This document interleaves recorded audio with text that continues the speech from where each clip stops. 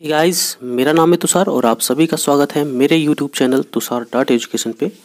दोस्तों, आज की इस वीडियो में हम आपसे बात करने वाले हैं दीनदयाल उपाध्याय गोरखपुर विश्वविद्यालय यानी कि DDU में जो BA LLB और LLB के कोर्स में एडमिशन के लिए एंट्रेंस एग्जामिनेशन होंगे आपके, उसमें संविधान के सेक्शन से आपसे क्वेश्चन पूछे जाते हैं। और इस वीडियो में मैं आपसे बात करने वाला हूँ उसी संविधान के सेक्शन से एक इम्पॉर्टेंट जो टॉपिक आता है आपका फंडामेंटल राइट्स का, उसके बारे में हम डिस्कस करेंगे। दोस्तों, मैं आपको बता दूं कि मैंने इसका पार्ट 1 ऑलरेडी अपलोड कर रखा है मेरे चैनल पे, तो आप जाके उस वीडियो को देख सकते हैं जिस वीडियो में मैंने 20 क्वेश्चंस पे डिस्कस किया है।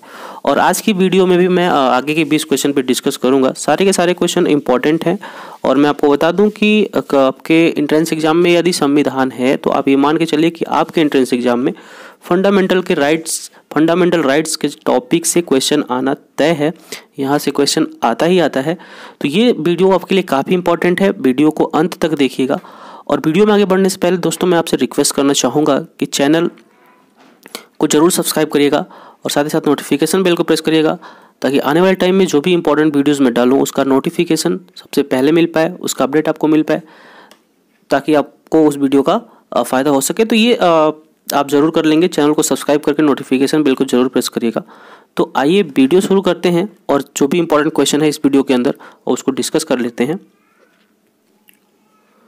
तो आज की वीडियो का सबसे पहला क्वेश्चन है यानी क्वेश्चन नंबर 21, जो कि 20 क्वेश्चन मैं आपसे बताया हूँ कि इसके पार्ट 1 में मैं डिस्कस कर चुका हूँ। वहाँ पे मैंने आपसे बात करी थी 20 क्वेश्चन के बारे में। तो इस वीडियो में शुरुआत करेंगे हम क्वेश्चन नंबर 21 से। और क्वेश्चन नंबर 21 कहता है कि संविधान के किस भाग को भारत का अधिकार पत्र या फिर मैग्ना कार्टा कहा जाता है। इंपॉर्टेंट क्वेश्चन है सारे के सारे। क्वेश्चन नंबर 21 का आंसर होगा भाग 3, यानी कि संविधान के भाग 3 को भारत का अधिकार पत्र या मैग्ना कार्टा कहा जाता है और इसे मूल अधिकारों का जन्मदाता भी कहा जाता है। तो जो भी एडिशनल क्वेश्चन मेन क्वेश्चन के साथ आएंगे आप उस पर भी ध्यान देते हुए चलेंगे। तो इसका आंसर हो जाएगा भाग 3। भाग 3 को क्या बोला जाता है? भारत का अधिकार पत्र, और इसे ही क्या बोला जाता है? मूल अधिकारों का जन्मदाता भी कहा जाता है। तो क्वेश्चन नंबर 21 का आंसर हो जाएगा भाग 3। यदि हम बात करें क्वेश्चन नंबर 22 की, तो क्वेश्चन नंबर 22 कहता है कि मूल अधिकार मूल हैं क्योंकि वह मानव के प्राकृतिक और अप्रतिदेय अधिकार हैं। यानी कि मूल अधिकारों को मूल क्यों कहा जाता है? तो इसका रीजन ये है कि मानव के प्राकृतिक और अप्रतिदेय अधिकार है। अब यहाँ पे देखिएगा, यहाँ पे इसको हम बोल सकते हैं इंग्लिश में अननेचुरल एंड इरोवेकेबल ह्यूमन राइट। ठीक है, अब यहाँ पे ध्यान आप देंगे कि रिवोकेबल का मतलब होता है अप्रतिदेय, यानी कि हम बोल सकते हैं स्थिर। ठीक है, यानी कि जिसे क्या नहीं किया जा सकता है, कैन नॉट बी चेंज और रिवर्स्ड, यानी कि जिसे चेंज और बदला नहीं जा सकता है। तो ये कारण है जिसके चलते हम क्या बोलते हैं, मूल अधिकारों को मूल कहते हैं। ठीक है, तो क्वेश्चन नंबर 22 का आंसर आपका ये हो जाएगा। ठीक है, अब हम बात करेंगे वहीं यदि बात करें हम क्वेश्चन नंबर 23 की, तो क्वेश्चन नंबर 23 कहता है कि क्या भारत के संविधान में मौलिक अधिकार मूल संविधान का हिस्सा था? तो जी हाँ, बिल्कुल इसका आंसर क्या हो जाएगा? हाँ, यानी कि हमारा जो मूल अधिकार है वो मूल संविधान का हिस्सा था। तो इसका आंसर हो जाएगा हाँ। ठीक है, अब यहाँ पे यदि बात की जाए क्वेश्चन नंबर 24 की, तो 24 जो है वो कहता है कि मौलिक अधिकारों का प्रमुख उद्देश्य क्या है। यानी कि हमारे संविधान के अंदर जो मौलिक अधिकार हमें दिए गए हैं उसका उद्देश्य क्या है? तो आंसर हो जाएगा इसका व्यक्तिगत स्वतंत्रता को सुनिश्चित करना। ये हमारे मौलिक अधिकारों का क्या है, एक तरीके से कहें तो उद्देश्य है। तो क्वेश्चन नंबर 24 का आंसर आपका हो जाएगा, ये आप देख सकते हैं। ठीक है, वहीं पे यदि हम बात करें क्वेश्चन नंबर 25 की, तो क्वेश्चन नंबर 25 कहता है भारतीय संविधान का कौन सा अनुच्छेद अस्पृश्यता का उन्मूलन करता है और किसी भी रूप में इसके व्यवहार का निषेध करता है। तो इंपॉर्टेंट क्वेश्चन है, बहुत ही ज़्यादा इंपॉर्टेंट क्वेश्चन है। आप देख सकते हैं आर्टिकल 17 यानी कि हमारे भारत के संविधान का जो अनुच्छेद 17 है वो प्रावधान करता है अस्पृश्यता के अंत का और कहता है कि अस्पृश्यता के उन्मूलन के लिए इसे दंडनीय अपराध घोषित किया गया है अनुच्छेद 17 में। तो आप यहाँ पे देख पाएंगे कि छुआछूत हो या फिर अस्पृश्यता हो, इससे संबंधित कोई भी प्रावधान यदि आपसे पूछा जाएगा तो उसका आंसर आपका आर्टिकल 17 होना चाहिए। और क्योंकि ये छुआछूत और अस्पृश्यता से ही संबंधित है तो इसका आंसर हो जाएगा अनुच्छेद 17। ठीक है, क्वेश्चन नंबर 25 का। अब यदि हम बात करें क्वेश्चन नंबर 26 का, तो सेम वही क्वेश्चन आप देख सकते हैं कि भारतीय संविधान का कौन सा अनुच्छेद छुआछूत उन्मूलन से संबंधित है, तो इसका भी आंसर हो जाएगा अनुच्छेद 17। अनुच्छेद 17 छुआछूत या फिर अस्पृश्यता, जहां पे भी शब्द यूज करेगा आपका आंसर क्या होना चाहिए, आर्टिकल 17। इंपॉर्टेंट क्वेश्चन है, कई बार पूछा जाता है आपके एंट्रेंस एग्जाम के अंदर, तो ध्यान से इसको समझते हुए चलिएगा। और अभी तक यदि आपको वीडियो पसंद आ रहा है तो वीडियो को जरूर लाइक करिए। किसी भी तरीके की कोई भी क्वेरी हो तो आप कमेंट बॉक्स में कमेंट करके हमें पूछ सकते हैं, अगले वीडियो में या फिर कमेंट के माध्यम से मैं उसको समझाने का प्रयास करूंगा आपको। तो वीडियो को लाइक जरूर करिएगा पसंद आ रहा है तो, और चैनल को जरूर सब्सक्राइब कर लीजिएगा। क्वेश्चन नंबर यदि बात करें क्वेश्चन नंबर 27 की, तो क्वेश्चन नंबर 27 कहता है कि संविधान के किस अनुच्छेद के प्रावधानों के अंतर्गत भारत सरकार द्वारा भारत रत्न, पद्म विभूषण आदि अलंकरण प्रदान किए जाते हैं, तो इसका आंसर हो जाएगा अनुच्छेद 18। अनुच्छेद 18 की बात यदि हम आपसे करें तो अनुच्छेद 18 उपाधियों का अंत करता है, और अनुच्छेद के जो प्रावधान है वो है कि सेना या विधा संबंधी सम्मान के सिवाय अन्य कोई भी उपाधि राज्य द्वारा प्रदान नहीं की जाएगी। और आगे कहता है कि भारत का कोई नागरिक किसी अन्य देश से बिना राष्ट्रपति की आज्ञा के कोई उपाधि स्वीकार नहीं कर सकता है, यानी कि उपाधियों का अंत करता है अनुच्छेद 18। और यदि हम बात करें कि भारत सरकार द्वारा भारत रत्न, पद्म विभूषण, पद्म भूषण, पद्मश्री एवं सेना द्वारा परमवीर चक्र, महावीर चक्र, वीर चक्र आदि पुरस्कार जो है वो अनुच्छेद 18 के तहत ही दिए जाते हैं। तो ध्यान से देखिएगा, यहाँ पे मैंने कुछ पुरस्कारों की बात की है, जैसे भारत रत्न, पद्म विभूषण, और इसके अलावा भी पुरस्कार जो हैं जैसे पद्म भूषण हुआ, पद्मश्री, या फिर सेना में दिए जाने वाले पुरस्कार जो हैं परमवीर चक्र, महावीर चक्र, वीर चक्र आदि भी जो हैं वो अनुच्छेद 18 के अनुसार ही दिए जाते हैं। तो इन बातों पे भी आप ध्यान देते हुए चलेंगे। मैंने आपसे बोला कि मेन क्वेश्चन के साथ ही कुछ एडिशनल क्वेश्चन भी आपको हम बताते हुए चलेंगे, तो आप उसको भी बड़े ही ध्यान से देखते हुए चलिएगा। तो क्वेश्चन नंबर 27 का आंसर क्या हो जाएगा, 18, जिसको मैंने आपसे बात की थी इसके ऊपर। आगे यदि हम बात करें क्वेश्चन नंबर 28 की, तो क्वेश्चन नंबर 28 कहता है कि भारत में समाचार पत्रों का स्वतंत्र ये कहाँ पे दिया गया है, तो संविधान के अनुच्छेद 19(1)(a) या फिर 19(1)(क) में विशेष रूप से उपबंधित है। किस बात का उपबंध किया गया है, अनुच्छेद विशेष रूप से उपबंधित है। अनुच्छेद 1(a) की बात हम करें, 19(1)(a) की, तो ये बोलने की स्वतंत्रता की बात करता है, और वहीं पे इस बात का प्रावधान है कि भारत में समाचार पत्रों को स्वतंत्रता कहाँ पे प्रदान की गई है, संविधान के अनुच्छेद 19(1)(क) में विशेष रूप से उपबंधित है। तो क्वेश्चन नंबर 28 का आंसर आपका ये हो जाएगा।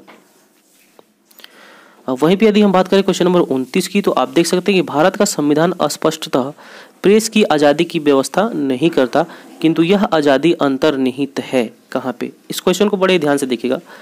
सबसे पहली बात तो ये कि क्वेश्चन एक यहाँ से निकल के आता है कि क्या भारत के संविधान में स्पष्ट रूप से कहीं पे भी प्रेस की आज़ादी की व्यवस्था की गई है, तो इसका आंसर होगा नहीं।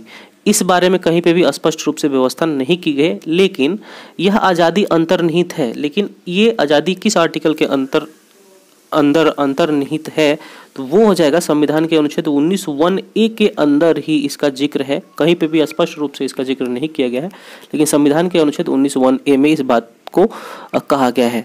तो 19(1)(a) है या फिर 19(a) जो है प्रेस की स्वतंत्रता का वर्णन करता है।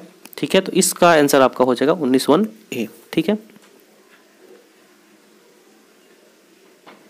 वहीं पे यदि हम बात करें क्वेश्चन नंबर 30 की, तो 30 कहता है कि स्वतंत्रता के मूल अधिकार से संबंधित संविधान के अनुच्छेद 19 के अंतर्गत कितने प्रकार की स्वतंत्रताएं प्रत्याभूत हैं, यानी कि जो हमारा संविधान का अनुच्छेद 19 है उसके अंतर्गत कितने प्रकार की स्वतंत्रताएं की बात की गई है, तो इसका आंसर हो जाएगा 6। यदि हम बात करें आपसे कि स्वतंत्रता का अधिकार संविधान के किन अनुच्छेदों में वर्णित है, तो अनुच्छेद 19 से लेके 22 तक में हमारे स्वतंत्रता के अधिकार का वर्णन किया गया है। तो ये आप ध्यान से देखेंगे। अच्छा, कितने आर्टिकल हो जाएंगे ये भी आपसे पूछ सकते हैं कि कुल कितने अनुच्छेदों में। तो आप देखिए 19 से 22, 19, 20, 21, 22 यानी कि टोटल कितने हो रहे हैं 4। यहाँ पे 19 से लेके 22 तक। तो स्वतंत्रता का अधिकार संविधान के किन अनुच्छेदों में वर्णित है, तो 19 से लेके 22 तक। ठीक है। यदि हम बात करें क्वेश्चन नंबर 32 की, तो भारत के संविधान का निम्नलिखित में से कौन सा अनुच्छेद प्रेस की स्वतंत्रता से संबंधित है, तो इसका आंसर हो जाएगा 19। पीछे मैंने इस क्वेश्चन पे डिस्कशन किया हुआ है, तो यहाँ पे आंसर आपका हो जाएगा 19। वहीं यदि बात करें क्वेश्चन नंबर 33 की, तो भारतीय संविधान का कौन सा अनुच्छेद व्यक्ति के विदेश यात्रा के अधिकार को संरक्षण प्रदान करता है, तो इसका आंसर हो जाएगा 21। यानी कि आर्टिकल 21 जो है वो क्या करता है, तो व्यक्ति के विदेश यात्रा के अधिकार को संरक्षण प्रदान करता है। तो इसका आंसर हो जाएगा अनुच्छेद 21। वहीं यदि हम बात करें क्वेश्चन नंबर 34 की, तो 34 कहता है संविधान के किन अनुच्छेदों में शोषण के विरुद्ध अधिकार वर्णित है, तो अनुच्छेद 23 से लेकर 24 के बीच में शोषण के विरुद्ध अधिकारों का वर्णन किया गया है। वहीं यदि हम बात करें क्वेश्चन नंबर 35 की, तो 35 बोलता है कि मौलिक अधिकारों के अंतर्गत कौन सा अनुच्छेद बच्चों के शोषण से संबंधित है। अनुच्छेद 24 में बात की गई है बच्चों के शोषण से संबंधित, और मैं आपको बता दूं कि अनुच्छेद 24 के जो में दिया गया है वो है कि बालकों के नियोजन का प्रतिषेध किया गया है अनुच्छेद 24 में, और ये कहता है कि 14 वर्ष से कम, यानी कि 14 वर्ष से कम आयु वाले किसी बच्चे को कारखानों, खानों या अन्य किसी जोखिम भरे काम पर नियुक्त नहीं किया जा सकता है। यानी कि अनुच्छेद 24 जो कहता है वो ये है कि बच्चों के शोषण से संबंधित है, जहाँ पे बात की गई है कि 14 वर्ष से कम आयु के किसी बच्चे को कारखानों, खानों या अन्य किसी जोखिम भरे काम पर नियुक्त नहीं किया जा सकता है। तो ये अनुच्छेद 24 में बात की गई है। तो आपके क्वेश्चन बात करें क्वेश्चन 36 की, तो भारत के संविधान के अंतर्गत किस आयु के बालक को किसी खान अथवा अन्य संकटमय सेवा में लगाए जाने का प्रतिषेध किया गया। अभी मैंने पिछले क्वेश्चन में आपसे डिस्कस की, तो ये कितना हो जाएगा,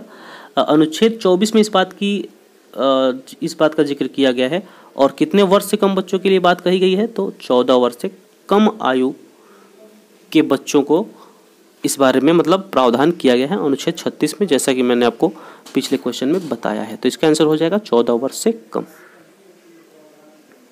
अब यहाँ पे क्वेश्चन नंबर 37 की बात करें, तो कारखानों अथवा खानों में कोई व्यक्ति नियुक्त नहीं किया जा सकता जब तक उसकी आयु कम से कम 14 वर्ष। वही क्वेश्चन रिपीट कर रहे हैं, 35, 36, 37 में सेम आर्टिकल पे ही क्वेश्चन बने हुए हैं। तो आप देख सकते हैं, मैंने आपको अनुच्छेद 24 बताया है, तो आप उस आर्टिकल से पूछे जाने वाले किसी भी तरीके के क्वेश्चन को अटेम्प्ट कर सकते हैं, चाहे वो उम्र को लेके हो या फिर बच्चों के शोषण से संबंधित अगर आपसे कोई आर्टिकल पूछे, तो ये सारा कुछ का आंसर आपका हो जाएगा 24, जिसके बारे में इसमें प्रावधान किया गया है। तो अनुच्छेद 24 के अनुसार ही यहाँ पे आपका आंसर हो जाएगा 14 वर्ष हो। यदि बात करें क्वेश्चन नंबर 38 की, तो 38 कहता है कि भारतीय संविधान के अनुसार किसी भी व्यक्ति को जिसे गिरफ्तार अथवा बंदी किया जाता है सबसे नज़दीकी मजिस्ट्रेट के समक्ष उपस्थित करना होगा। कितने घंटे के अंदर, तो इसका आंसर हो जाएगा आपका 24 घंटे के अंदर क्या करना होगा, तो किसी भी व्यक्ति को जिसे गिरफ्तार अथवा बंदी किया जाता है उसे सबसे नज़दीकी मजिस्ट्रेट के समक्ष उपस्थित करना होगा 24 घंटे के अंदर। तो ये आपका आंसर हो जाएगा क्वेश्चन नंबर 38 का।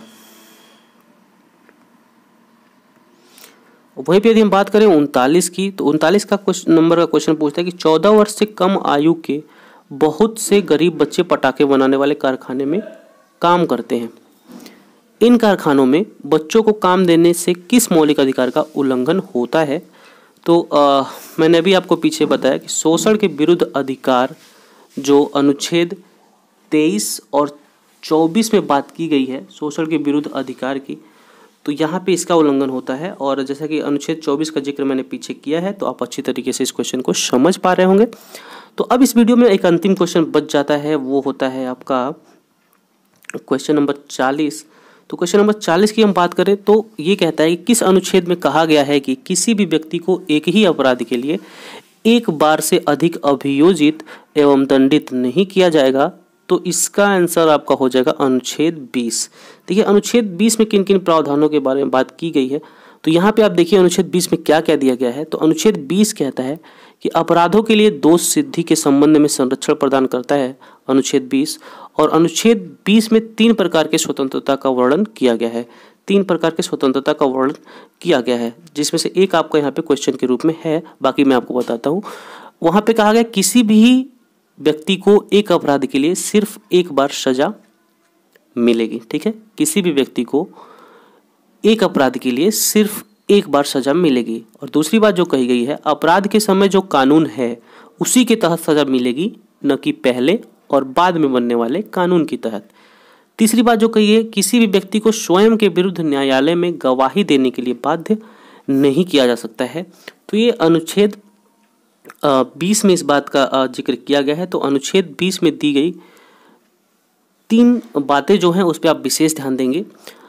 यहाँ पे एक तो क्वेश्चन के रूप में आपका है और बाकी 2 चीज़ें मैंने आपको बताई है। शुरू में ही मैंने आपसे बोला कि मेन क्वेश्चन के साथ कुछ एडिशनल क्वेश्चन भी डिस्कस होते चलेंगे, तो आप उस पर भी ध्यान दीजिएगा। अब यहाँ तक मैंने आपसे बात करी है, आशा करता हूँ कि आपको ये मेरी वीडियो जरूर पसंद आई होगी।